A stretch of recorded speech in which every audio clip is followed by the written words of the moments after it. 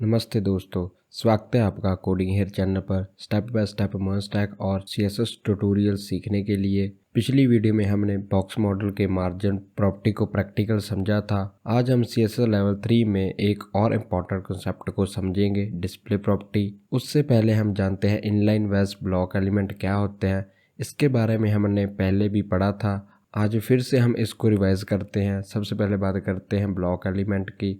Block element हर available full width को ले लेता है और नई लाइन से स्टार्ट होता है, और जो इनलाइन एलिमेंट होते हैं सिर्फ उतना ही स्पेस लेते हैं जितना उसको चाहिए और नेक्स्ट एलिमेंट उसके साइड में आता है। मीन्स जैसे ब्लॉक एलिमेंट वो होते हैं जैसे हमारा डिव एलिमेंट हो गया, पैराग्राफ एलिमेंट हो गया, इमेज एलिमेंट हो गया, ऐसे H1 मीन्स हेडिंग्स हो गए। तो इनलाइन एलिमेंट में वो आएंगे जैसे हमारे हो गए स्पैन टैग हो गया, एंकर टैग हो गया।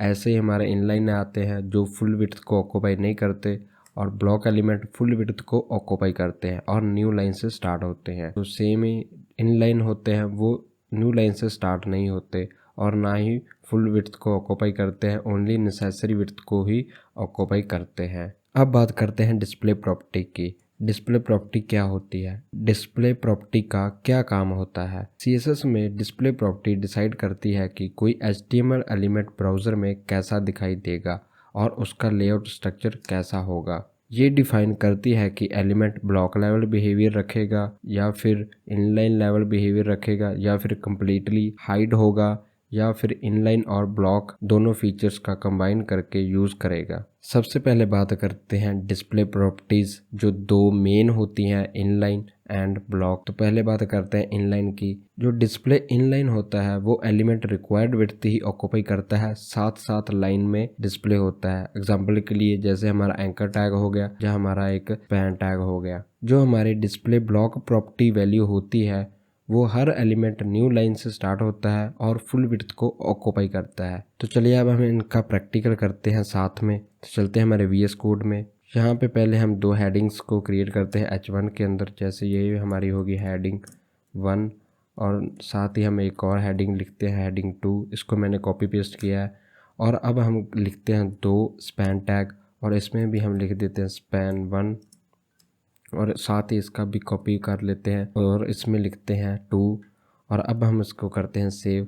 विदाउट स्टाइलिंग लिखे इसको ब्राउज़र में देख रन करते हैं और यहाँ पे करते हैं रिफ्रेश। आप यहाँ पे क्लियरली देख सकते हो जो हमारे दो हेडिंग्स हैं वो फुल विड्थ को ऑक्यूपाई कर रहे हैं और जो हमने स्पैन टैग्स दो लिखे हैं वो उतनी ही विड्थ को ऑक्यूपाई कर रहे हैं जितनी उनको रिक्वायर्ड है। इसको वेरीफाई करने के लिए हम इंस्पेक्टर टूल में भी जाकर देख सकते हैं। तो यहाँ पे इस ऑप्शन को क्लिक करने के बाद आप यहाँ पे देख सकते हो जितनी ब्लू लाइन आ रही है, होवर करने के बाद आप यहाँ पे क्लियरली देख सकते हो जितना भी कंटेंट ब्लू लाइन में आ रहा है वो फुल विड्थ को ऑक्यूपाई कर रहा है। मींस जो H1 है उसका कंटेंट फुल विड्थ को ऑक्यूपाई कर रहा है। सेम इसी तरह ये भी है, बट हम जब स्पैन पे करते हैं तो वो उतनी ही विड्थ को ऑक्यूपाई कर रहा है जितना उसमें कंटेंट है। तो चलिए अब हम इसमें स्टाइलिंग भी अप्लाई करके देखते हैं और ऑब्जर्व करते हैं कुछ चीज़ें, जिससे हमें और भी क्लियर होगा भी इनलाइन और ब्लॉक एलिमेंट क्या करते हैं, इसमें कौन सी प्रॉपर्टीज़ अप्लाई होती हैं और कौन सी नहीं होती है। तो सबसे पहले हम H1 को सिलेक्ट कर लेते हैं, दोनों H1 को एक साथ, और इसमें हम बॉर्डर दे देते हैं। जैसे इसमें हम बॉर्डर देंगे 2 पिक्सल और इसका टाइप देंगे सॉलिड और इसका कलर क्या चाहते हैं, हम चाहते हैं ब्लैक। और अब हम इसको करते हैं सेव और यहाँ पे करते हैं रिफ्रेश। तो आप यहाँ पे अब देख सकते हो जो H1 है हमारे वो ब्लॉक एलिमेंट्स हैं, इसलिए वो फुल विड्थ को ऑक्यूपाई कर रहे हैं क्योंकि इनका बॉर्डर है वो फुल विड्थ में आ रहा है। और इसी तरह हम जो स्पैन टैग है उनको भी सिलेक्ट करते हैं। स्पैन टैग को सिलेक्ट करने के बाद हम लिखते हैं बॉर्डर प्रॉपर्टी, क्योंकि हम बॉर्डर देना चाहते हैं स्पैन टैग के ऊपर। तो यहाँ पे हम लिखते हैं बॉर्डर प्रॉपर्टी और इसमें हम वैल्यू पास करते हैं 2 पिक्सल विड्थ तो होगी, और स्टाइल कौन सा चाहिए हमें, सॉलिड, और कौन सा कलर चाहिए यहाँ पे हम इसको लिख देते हैं पिंक। और अब करते हैं सेव और यहाँ पे करते हैं रिफ्रेश।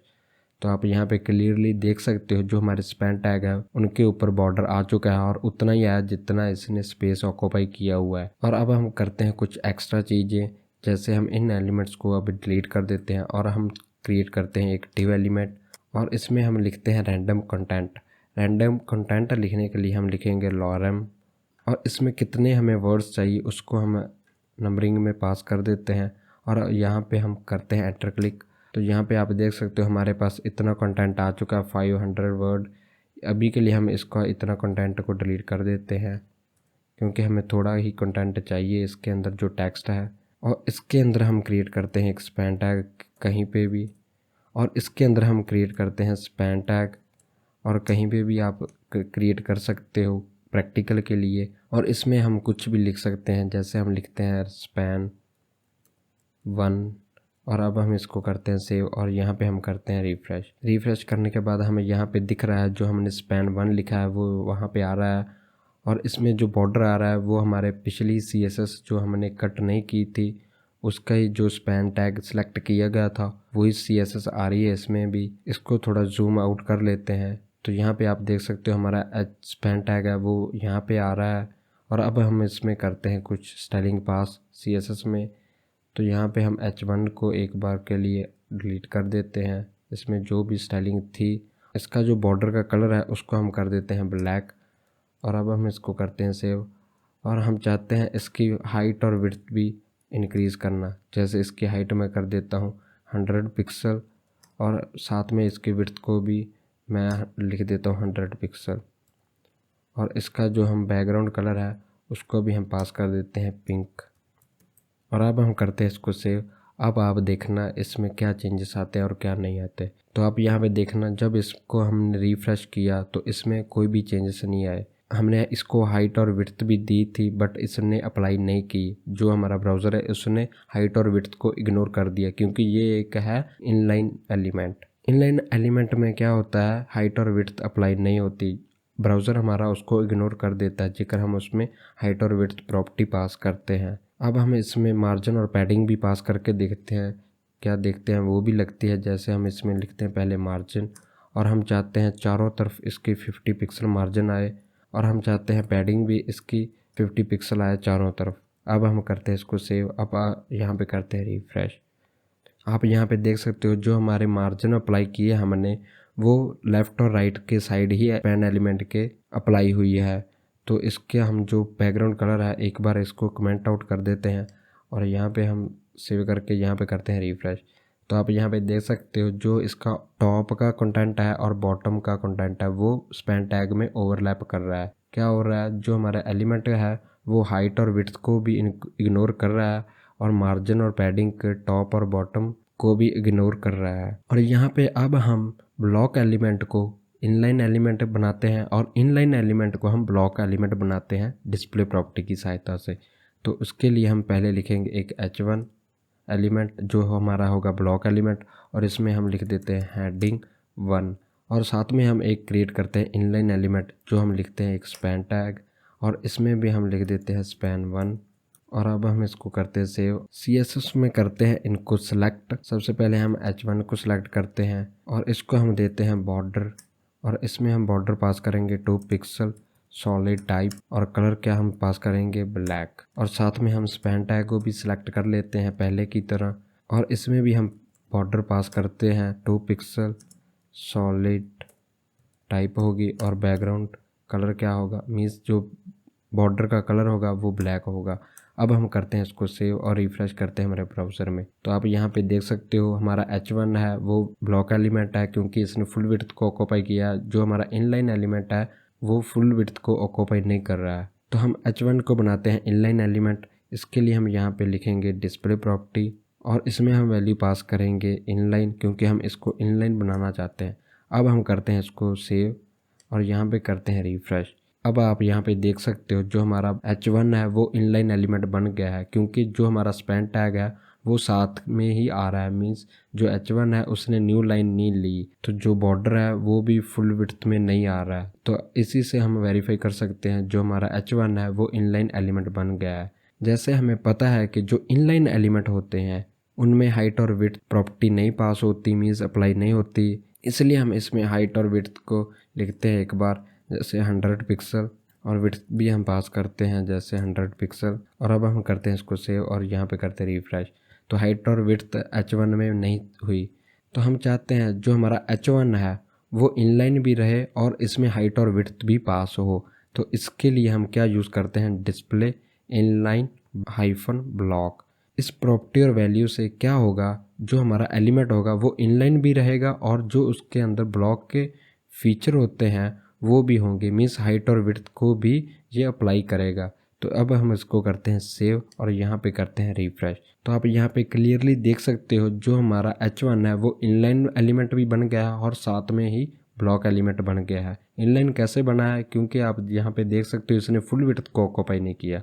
और ब्लॉक एलिमेंट कैसे बना है, तो ब्लॉक एलिमेंट ऐसे बना है क्योंकि उसने हाइट और विड्थ को भी अप्लाई किया है। तो जैसे हमें पता है जो इनलाइन एलिमेंट होते हैं उनमें हाइट और विड्थ नहीं लगती, वो ब्राउज़र हमारा इग्नोर कर देता है। इसलिए जेकर हम चाहते हैं हमारा एलिमेंट इनलाइन भी रहे और ब्लॉक के फीचर भी अप्लाई हों इसमें, तो इसलिए हम यूज़ करते हैं डिस्प्ले प्रॉपर्टी और इसमें वैल्यू पास करते हैं इनलाइन ब्लॉक। मान लीजिए हम यहाँ पे क्रिएट करते हैं डिव्स, जैसे हम 3 डिव को क्रिएट करते हैं और अभी के लिए हम इसमें कोई भी कंटेंट नहीं पास करते हैं, इसको करते हैं से। यहाँ पे हम CSS में करते हैं डिव को सिलेक्ट। डिव को सिलेक्ट करने के बाद हम कुछ प्रॉपर्टीज वैल्यू पास करते हैं, जैसे इसका बॉर्डर अभी के लिए पास करते हैं।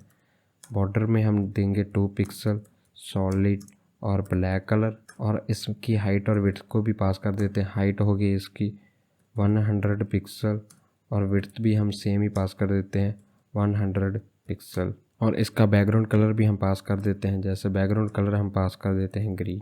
और अब हम करते हैं इसको सेव और यहाँ पे करते हैं रिफ्रेश।